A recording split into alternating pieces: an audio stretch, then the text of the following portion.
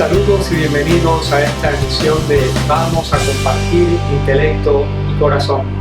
Hoy hablaremos de la paciencia. La paciencia es la virtud opuesta a la ira, al descontrol y a la irritación por lo más mínimo. Es la virtud de la calma y el autocontrol. Es la capacidad para soportar o padecer algo sin alterarse. Cualquiera que sea el objetivo que nos propongamos, no cosecharemos fruto alguno hasta su maduración, lo cual exige de renuncias, de dedicación, mucho tiempo y también de esfuerzo. Por ejemplo, un estudiante al iniciar su carrera tendrá que pasar largas horas de clases y de estudio para, tras varios años de esfuerzo, poder obtener el título de la profesión deseada o soñada. De este modo, las pruebas de la vida cotidiana se convierten en el motor propulsor para madurar y alcanzar la paciencia, que por supuesto va de la mano de otras cualidades no menos importantes, como son la tolerancia, la esperanza, el control de los propios impulsos, el ánimo sereno y la paz interior. La capacidad de esperar, de retardar las gratificaciones, es una prueba de haber logrado un mínimo de madurez y de consistencia psicológica. El niño y el adolescente son impacientes. Quieren las cosas tan pronto como las desean, porque no soportan la espera. Las rabietas de muchos adultos son una denuncia a gritos de su inmadurez, reflejada en una impaciencia infantil. Sin embargo, quiero advertirles que nada tiene que ver la paciencia con la timidez y la debilidad de carácter.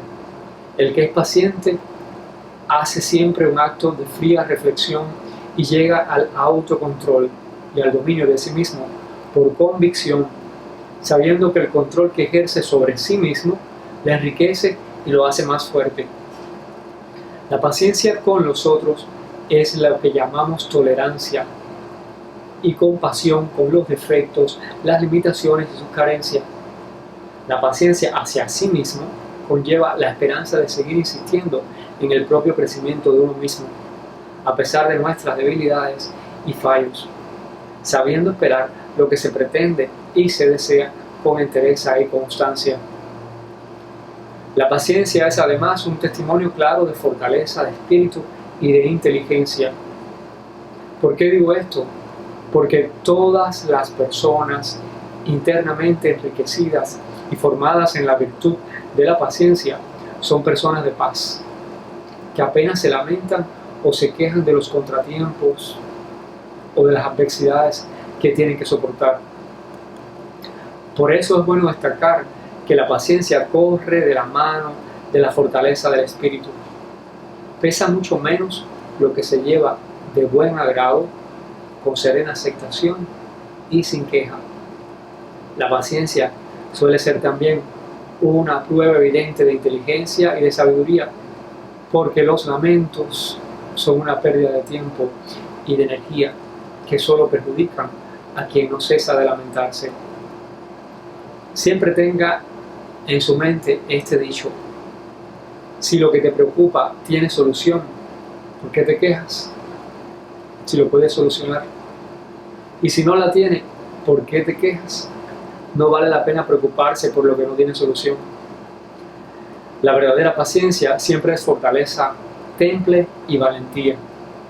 El que es paciente mantiene el control sobre sí mismo y está pertrechado de una gran fuerza interior que le capacita para ser el dueño de sí mismo y saber mantener bajo control, sin perder la calma, cualquier situación difícil y estresante.